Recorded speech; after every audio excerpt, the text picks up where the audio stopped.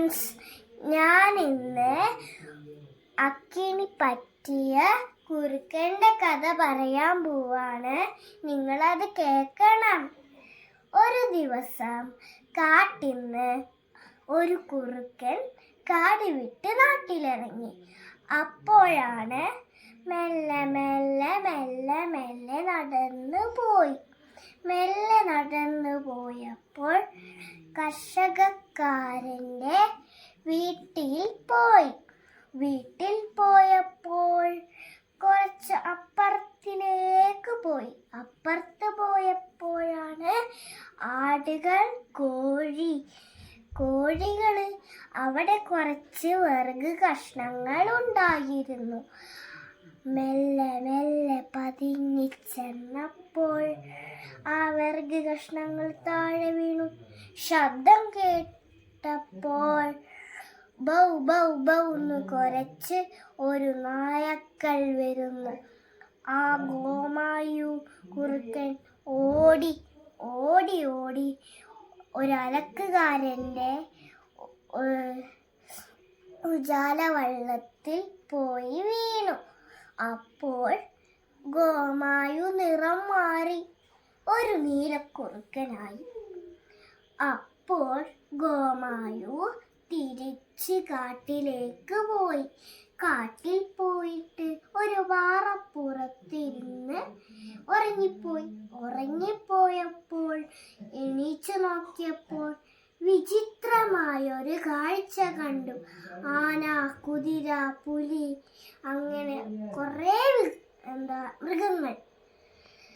അങ്ങനെ ഗോമായു പറഞ്ഞു, എന്താ എന്നെ ശ്രദ്ധിച്ചിങ്ങനെ നോക്കാൻ? അവരോട് തന്നെ ചോദിക്കാം. അപ്പോൾ മൃഗങ്ങൾ മെല്ലെ മെല്ലെ ബേക്കിലേക്ക് പോയപ്പോൾ ഒറ്റച്ചാട്ടം ചാടി മൃഗങ്ങൾ ഓടി രക്ഷപ്പെട്ടു. അപ്പോൾ ഒരു കുളത്തിൻ്റെ അവിടേക്ക് പോയപ്പോൾ ഒരു തവളേനെ കണ്ടു. തവളയും പേടിച്ചു വള്ളത്തേക്ക് ചാടിയപ്പോൾ വെള്ളത്തിലേക്ക് എത്തി നോക്കി. മുഖത്ത് നീല നിറമായി. അപ്പോൾ പതുങ്ങി ഒരു പുലിയുടെ അടുത്ത് ചെന്ന് നോക്കി. തിരിഞ്ഞു നോക്കിയപ്പോൾ നീലക്കുറുക്കനെ കണ്ടു. ഓടി.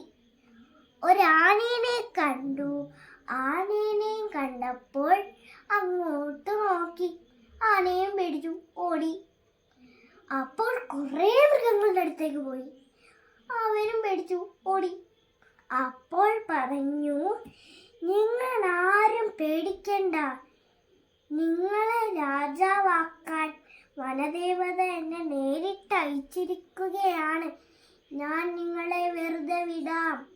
അപ്പോൾ സിംഹച്ചാർ ഒരു പാറപ്പുറത്തിരുന്ന് കൂട്ടുകാരുടെ അടുത്ത് പറഞ്ഞു, ഏതായാലും ഈ അത്ഭുത ജന്തുവെ വനദേവത നേരിട്ടയച്ചതായിരിക്കും. നമുക്കിവനെ രാജാവാക്കാം. അങ്ങനെ ഒരു ദിവസം മൃഗങ്ങളെല്ലാവരും കൂടി അങ്ങോട്ട് പോയപ്പോൾ ഒരു ദിവസം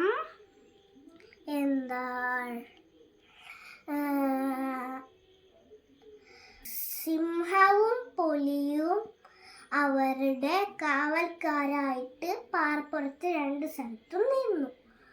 അപ്പോൾ ഒരു ദിവസം പാറപ്പുറത്തിരുന്ന് കള്ളം പറയുകയായിരുന്നു. അപ്പോഴാണ് ദൂരത്തിന്നും കുറുക്കന്മാരുടെ ഒച്ചയിടൽ. അവർക്കത് കേൾക്കാൻ വയ്യ. ഗോമായു അവരുടെ ഒപ്പം ഉച്ചയ്ക്ക് കൂവി. അത് കേട്ട് മൃഗങ്ങളെല്ലാം ഉണർന്നു. അപ്പോൾ സിംഹച്ചാരും പുലിയും അവനെ കൊന്നു തിന്നു. കഥ കഴിഞ്ഞു.